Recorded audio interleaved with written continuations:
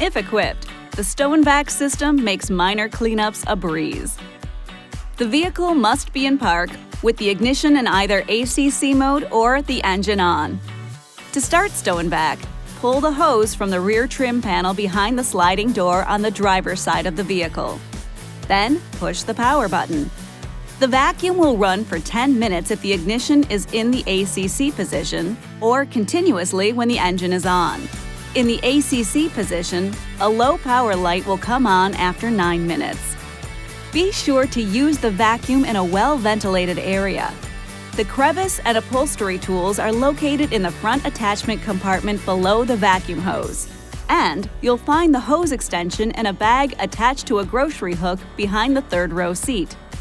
Make sure to clean and replace your vacuum filter and empty the debris bin as necessary. The filter and debris bin are located behind the lower access panel in back of the third row seat on the driver's side.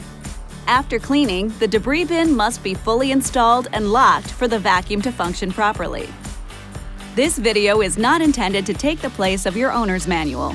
For complete details and other important safety information, please see your owner's information.